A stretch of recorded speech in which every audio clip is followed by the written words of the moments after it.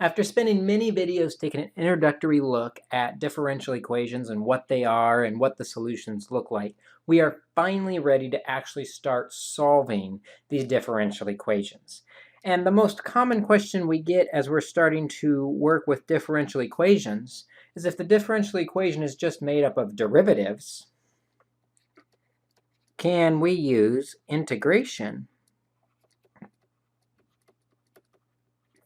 to solve a differential equation?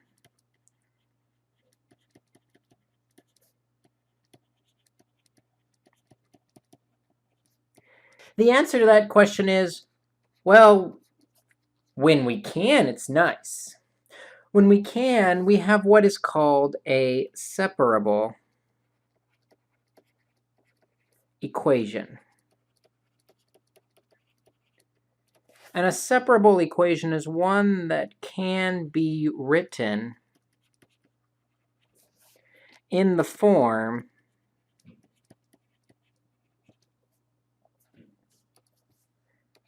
some function of x dx is equal to some function of y dy.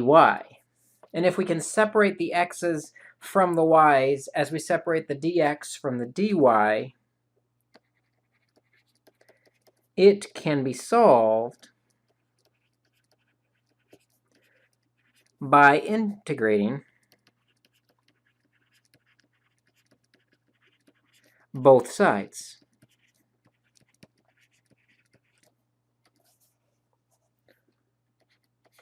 Let me show you what I mean by this with a couple examples. Let's say we have 1 plus x dy dx is equal to y. Well, we can separate the x's and y's. I can multiply both sides of this equation by dx. And that'll just leave the dy. We're separating the dy dx into its parts.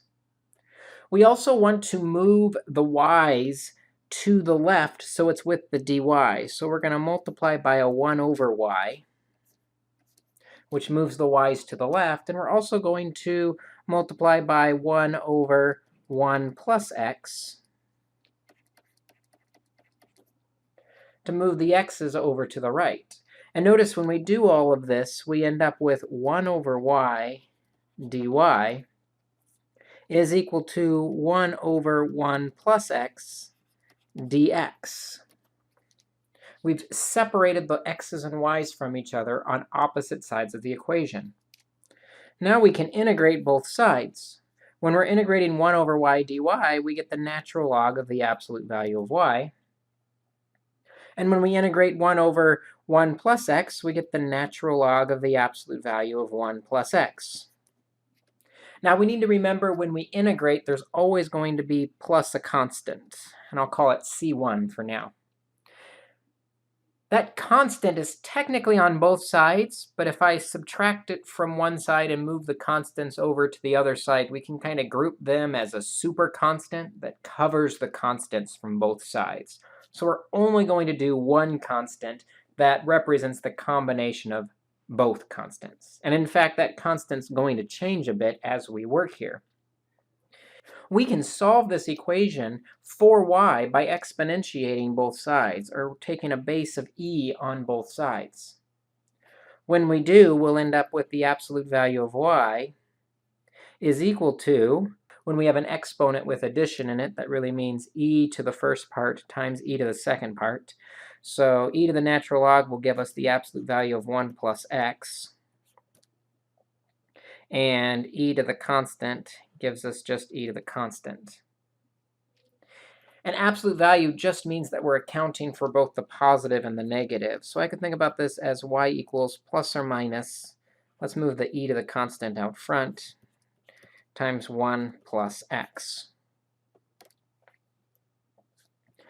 But if I look at this chunk of stuff in front, plus or minus e to a constant, those are all constants themselves. So I'm going to replace that with an even bigger super constant I'm just going to call c times 1 plus x. And this becomes the solution to my differential equation. Let's try another example. Let's try dy dx equals 2xy squared plus y squared over x. Now, if we're going to be able to multiply and divide both sides to separate the d's, y's, and the dx's, and the x's and the y's, we need to have factors that we can multiply and divide with. So I'm going to start this by factoring out the y squared, leaving behind 2x plus 1 over x. And now we can divide both sides by y squared and multiply by the dx to give me something I can integrate, because now we have separated the y's from the x's. Integrating both sides, this is on the left side is the same as the integral of y to the negative 2 dy, which gives us y to the negative 1 times 1 is equal to x squared plus the natural log of x, and we'll have plus our constant there. Gonna fix the negative by multiplying everything by negative 1. So we have a positive y to the negative 1 equals negative x squared minus the natural log of the absolute value of x. And a negative constant is still a constant, so I'm still going to do plus c, but I'm just going to write a regular c now to represent that it's a different constant, but it's still a constant. And y to the negative 1 is just a reciprocal, so if we take the reciprocal of both sides, we get y equals 1 over negative x squared minus the natural log of the absolute value of x plus c. And now, by separating our equation between y's and x's, we've solved for y the function that solves this differential equation. Some of these are more straightforward than others. Some take a little bit of work to find the exact differential equation. So let's try another example. Our last example is going to be e to the 2y minus y times the cosine of x dy dx is equal to e to the y sine of 2x. This one's nice because the x's and y's are already grouped as separate factors. So for the y's, I'm going to divide both sides by e to the y to get e to the 2y minus y divided by e to the y dy equals, multiplying the dx to the right, we're going to end up with the sine of 2x, also going to divide by the cosine of x dx. And before we integrate, I'm going to want to simplify a little bit. I know the sine of 2x is 2 sine x cosine x, which is really nice because now the cosines can reduce out. 2 sine x dx. The right side, I'm going to divide both parts by e to the y. Subtracting the exponents, we get e to the 1y minus y e to the negative y dy. And now we can integrate both sides.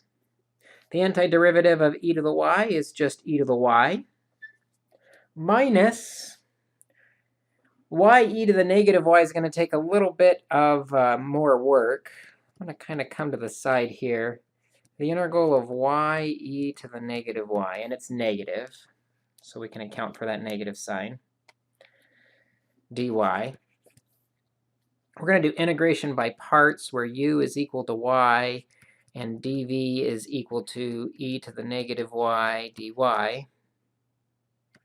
That means du is equal to 1 dy, and v is equal to negative e to the negative y. And when we multiply that negative through, we get u times v. Negative times a negative is a positive, e to the negative y times y.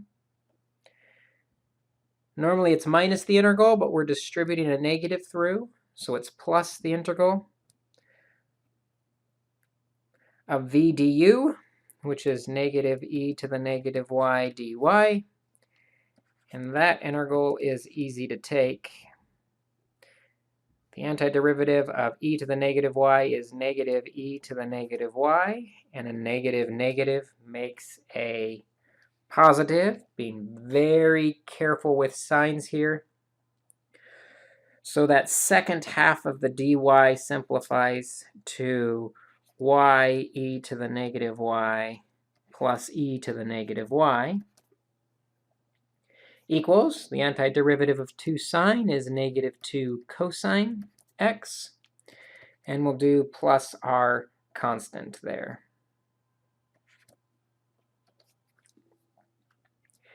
This one we're not going to solve for y because it wouldn't solve nicely. We'll leave this as an implicit solution.